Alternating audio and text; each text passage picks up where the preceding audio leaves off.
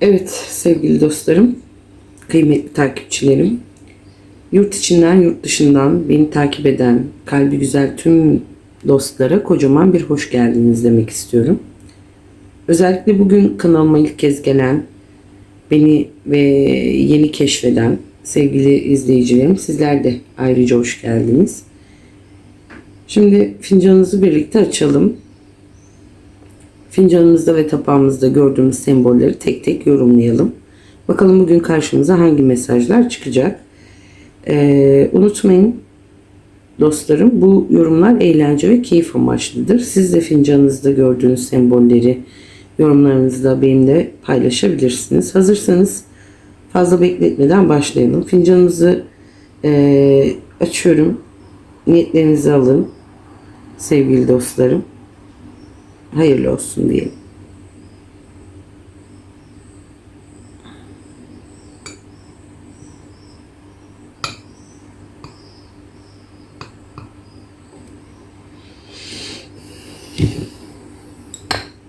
Evet.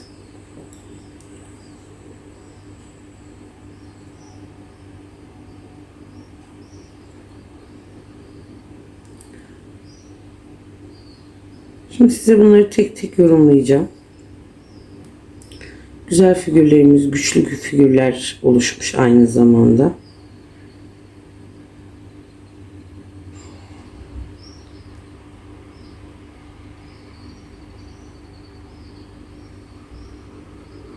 Evet.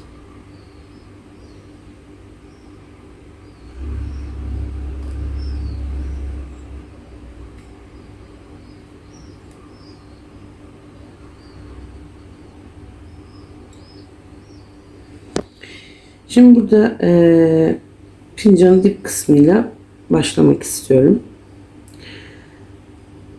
Çok güzel bir açılma var burada. Telveler adeta dağılıp gitmiş. Dip kısmı ferahlamış. Üzerinizde biriken sıkıntıların yavaş yavaş geride kalacağını, önünüzün açılacağını söyleyebilirim burada. Şimdi uzun zamandır zihninizi meşgul eden, sizi yoran bazı konuların artık ağırlığını kaybettiği bir dönemde olduğunuzu söyleyeceğim. Özellikle dip kısmının bu kadar açık ve dağınık olması, yük kalkıyor, ferahlık geliyor şeklinde yorumluyorum ben. Yani falınızın daha ilk noktasında bize güzel bir enerji geldi buradan. Sıkıntılı dönem kapanıyor, daha ferah ve rahat bir süreç başlıyor bizim için. Şimdi burada bir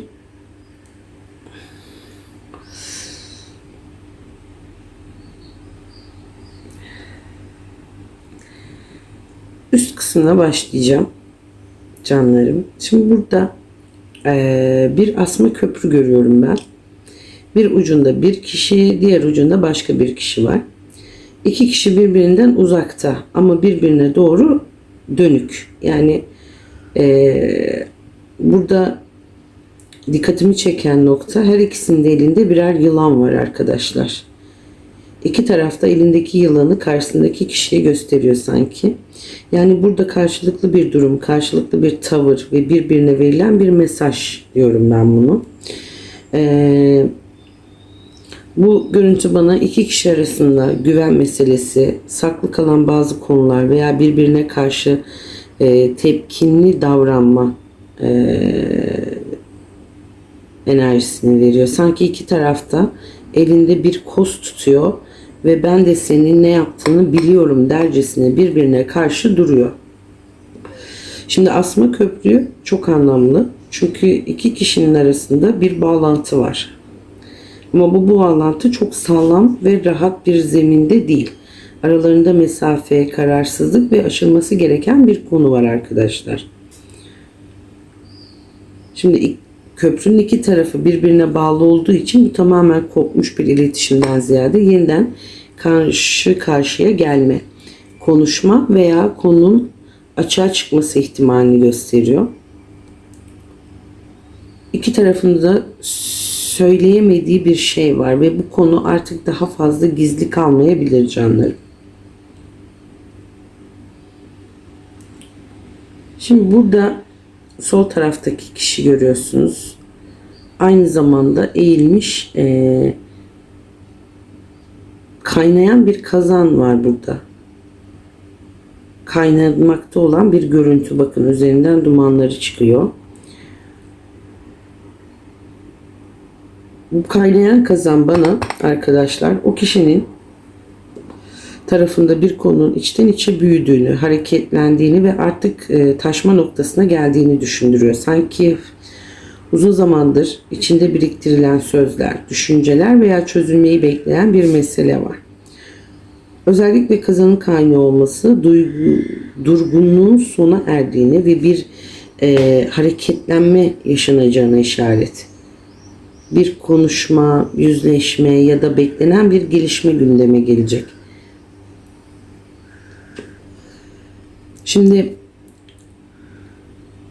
bu sol tarafta bulunan kişinin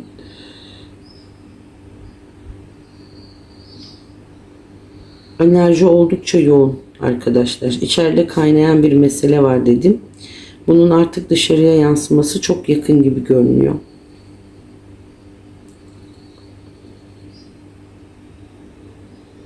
Şimdi bu kazanın hemen yine sol tarafına baktığımızda burada bir yılan tekrar benim dikkatimi çekiyor. Şimdi falımızda yılan sembolünün tekrar karşımıza çıkması gerçekten dikkatimi çekti. Yılanın hemen altında ise belirgin bir soru işareti. Bakın hemen şurada arkadaşlar. Bu ikisini birlikte değerlendirdiğimde burada şüphe duyulan, tam olarak cevabı alınmamış veya güven konusunda soru işareti oluşturan bir konu olduğunu düşünüyorum. Sanki bir kişiyle ilgili acaba doğru mu söylüyor, bundan sonra ne olacak ya da bu konunun aslı ne şeklinde zihninde kalan bir soru işareti var. Ama sevgili dostlarım, başta söylediğim gibi dip kısmımızda çok güzel açılmalar vardı. O yüzden burada görünen soru işaretini ben çözümsüzlükten ziyade cevabı henüz ortaya çıkmamış bir mesele olarak söyleyeceğim. Şimdi burası bize adeta şunu söylüyor. Bir şüphe var, bir soru var ama bunun cevabı da çok uzak görünmüyor canlarım.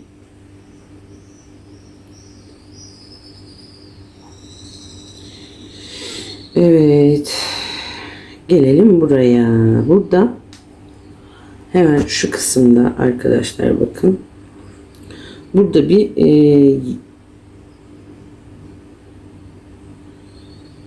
çok temiz bir kalp çıkmış. Bu gerçekten içimizi ferahlatan bir görüntü oldu. Şimdi kalbin hemen yanında da iki beyaz hülliyet görüyorsunuz.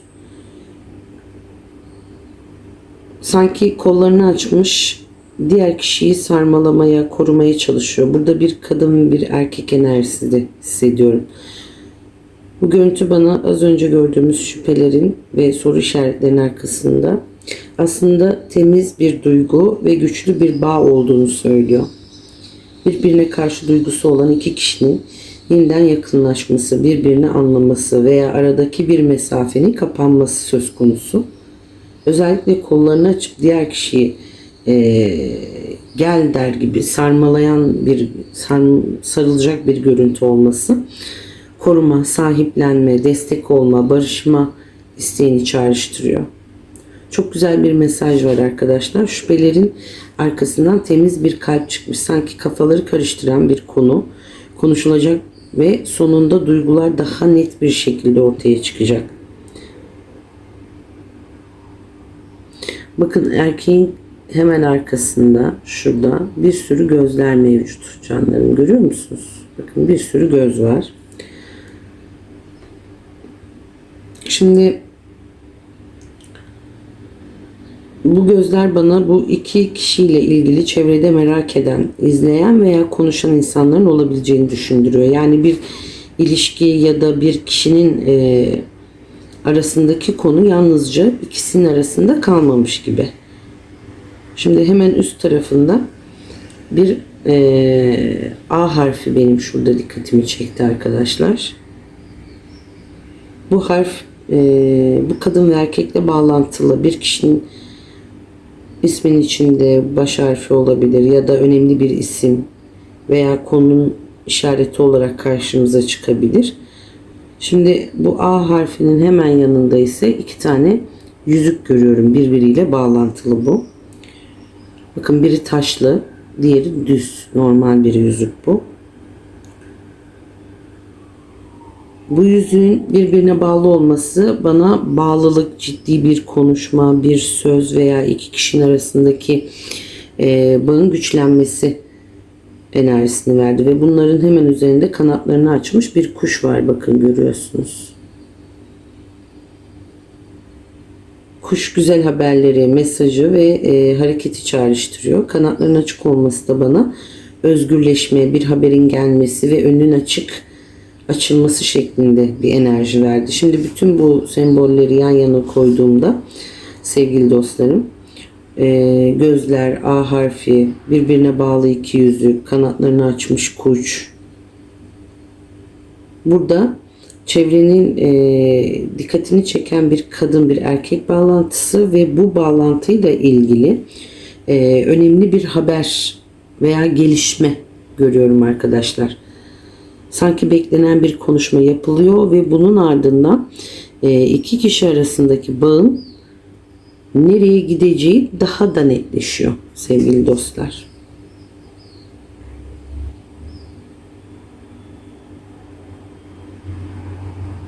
Şimdi bakın, köprümüz burada. Köprünün hemen bakın sağ tarafında kocaman bir baykuş. Görüyor musunuz? Gözleri, bakın kulakları ve vücudu. Çok büyük. Bu köprüde elinde yılan tutan kişinin hemen arkasında. Üstelik gözlerini kocaman açmış. Kendisini belli ediyor gerçekten bu figür.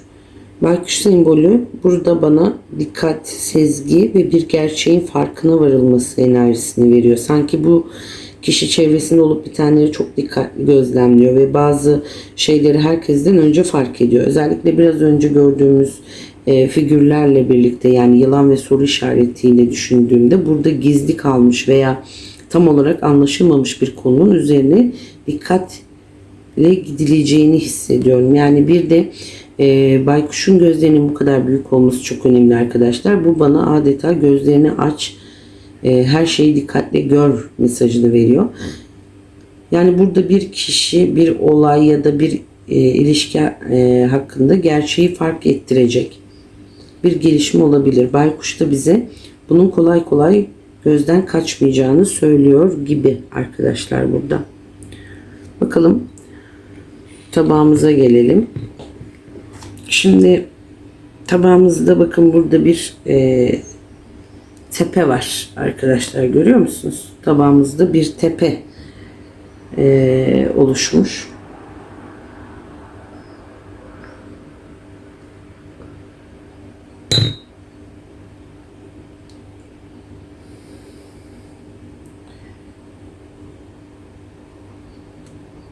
Şimdi bu tepe bana önümüzdeki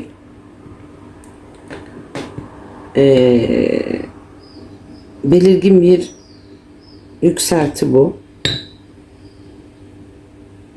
Olumsuz bir sembol değil. Tam tersine zirveye ulaşmayı, emek vererek aynı zamanda şöyle belirginleştirelim.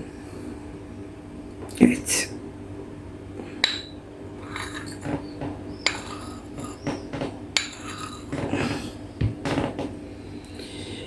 Şimdi aşılması gereken bir konu, biraz sabır isteyen bir süreç ve ulaşılmak istenen bir hedef o tepe. Tek başına olumsuz bir sembol değil, tam tersine zirveye ulaşmayı, emek vererek bir engelin üstesinden gelmeyi ve sonunda rahatlamayı da anlatıyor. Özellikle fincanımızın dibinde o güzel açılmayı da hatırlarsak, ben bu tepeyi geçici bir uğraşın ardından gelecek ferahlık olarak yorumluyorum. Yani sevgili dostlarım, önünüzde bir mesele var. Kolayca aşılmayabilir ama aşılmayacak bir engel de değil. Zirveye doğru bir yolculuk diyebiliriz biz buna. Şimdi tabağımıza geçtiğimizde ilk dikkatimi çeken kocaman bir tepeydi arkadaşlar. Bunun haricinde şimdi fincanımıza tabağımıza baktığımda hanenin dışında kanatlarını açmış kocaman dev bir kuş görüyorum. İlk dikkatimi çeken bu oldu benim. Kuşun hanenin dışında olması dışarıdan gelecek bir haber, mesaj veya hareketlilik olarak yorumluyorum. Kanatlarının açık olması da bana bu konunun artık hareket kazanacağını ve önünüzde yeni bir fırsat alanı oluşabileceğini düşündürdü. Şimdi hemen yanında hatta fincanın üstünü kaplamış şekilde bir susamuru görüyorum. Bakın şurada. Görüyor musunuz? Kuyruğu da var. Bu da kuyruğu oldukça belirgin dedim. Bu susamuru bana daha çok uyum sağlama, akışta kalma, neşeyi ve iletişimi koruma enerjisini verdi. Şimdi burada kuş ve susamurunun bir arada olması arkadaşlar, dışarıdan gelecek bir haberle birlikte bir konuda hareketlenme, rahatlama yaşanabilir burada. Hanenin dışındaki büyük kuş sanki kapınızın dışında bekleyen bir gelişmenin habercisi gibi duruyor arkadaşlar. Şimdi tabağımızın tam hane kısmında bakın şurada şu bir dala konmuş bir kumru kuşu benim dikkatimi çekti. Sanki dalın üzerinde oturmuş, tünemiş, sakin bir şekilde duruyor. Üstelik kumru hanenin içinde yalnız arkadaşlar. Bu görüntü bana huzur, sakinlik ve kişinin kendi iç dünyasında biraz soluklanma ihtiyacını çağrıştırdı. Hemen yanında ise bir kartal görüyorum bakın şurada. Başı yana doğru. Bakın kanat kapalı yalnız ayakları. Kanatları kapalı olduğu için bana henüz harekete geçmemiş ama gücünü ve fırsatını içinde taşıyan bir enerji olarak düşündürdü. Şimdi kumru ve kartal ikisini birlikte değerlendirirsem çok güzel bir karşıtlık var. Biri sakinliği, diğeri gücü ve yüksekten bakabilmeyi temsil ediyor. Özellikle kumrunun hane içinde olması bir konunun kişinin kendi kararını kendi vermesi ve iç sesini dinlemesi gerektiğini de anlatıyor. Kartal ise biraz daha geniş açıdan bakmayı, acele etmeden doğru zamanı beklemeyi söylüyor sanki. Huzur ve sakinlik bu tabakta mevcut arkadaşlar. Hemen arkasından gelebilecek güçlü bir hareket enerjisi olarak yorumlayacağım ben bunu. Şimdi burada tabağımızın en alt kısmında bir bu telveleri döktüğümüz yerde arkadaşlar şurada bir kambur bir kişi. Sanki yaşlı bir insan. Bedeninde bir yorgunluk, omuzlarında bir ağırlık var. Önünde de belirgin bir şekilde bir değnek. Sanki kişinin yürürken destek aldığı bir şey gibi duruyor. Ben bu figürü daha çok geçmişten gelen bir yükü, yorucu bir süreci ve sabırla taşınmış bir meseleyi anlatıyor gibi duruyor. Şimdi öyle yorumlayacağım. Fincanın başında gördüğümüz sıkıntıların dağıldığını da düşünürsek, burada artık o yükün geride bırakılmaya başladığı hissi var arkadaşlar. Bir kişi aynı zamanda hayatınızda yaşça büyük, tecrübeli veya sizi yol gösterebilecek biri. Bunu da sembolize ediyor gibi. Yani değnek de onun dayanak, tecrübe ve destek enerjisini güçlendiriyor bende. Biraz yorgunluk var ama yalnızlık değil. Bir sürecin sonuna yaklaşırken destek alarak ilerleme görüntüsü bu arkadaşlar. Şimdi bu susamurunun hemen üzerindekini ben kuş dedim ama bu aynı zamanda büyük bir yılan figürünü de çağrıştırdı bana. Baş kısmı özellikle seçiliyor. Bakın şurada ve şu şekilde uzanan bir yılan bu.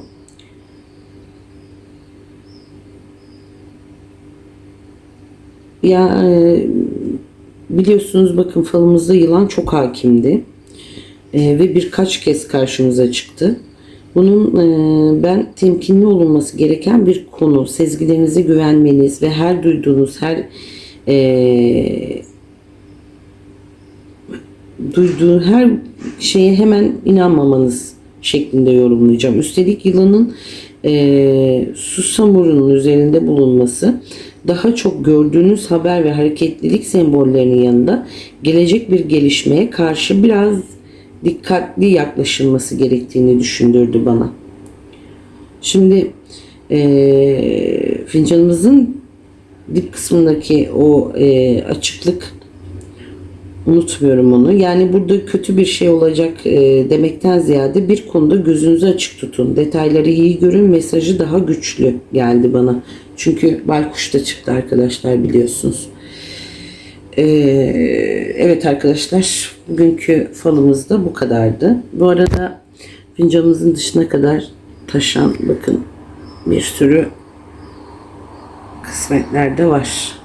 Görüyor musunuz? Hatta burada bir kelebek olmuş ve şöyle söyleyeyim, hepsi akmış gitmiş sevgili dostlar. Yani evet, falımızın sonuna geldim dedim. Sevgili dostlar. Fincanımızın, tabağımızın bugün anlattıkları bu kadardı. İçinde birbirinden güzel semboller, dikkat çeken mesajlar ve üzerinde düşünmemiz gereken, düşünmemizi sağlayan görüntüler vardı. Umarım sizler için de güzel, hayırlı ve gönlünüzden geçen gelişmelere vesile olmuştur diyorum. Yurt içinden, yurt dışından takip eden tüm güzel gönüllere çok teşekkür ediyorum. Özellikle kanalıma yeni gelen dostlarım, aramıza hoş geldiniz tekrar diyorum. Eğer bu güzel enerjiyi sevdiyseniz kanalımıza abone olmayı, takip etmeyi ve bildirim zilini açmayı unutmayın. Her gün burada bir fal bakıyorum çünkü. Bir sonraki falımızda yeniden buluşmak dileğiyle, gönlünüzden geçen güzellikler hayatınızda en güzel haliyle yerini bulsun. Kendinize çok iyi bakın sevgili dostlarım. Hoşça kalın, sevgiyle kalın. Bir sonraki falda görüşmek üzere diyoruz. Kendinize iyi bakın. Hoşça kalın.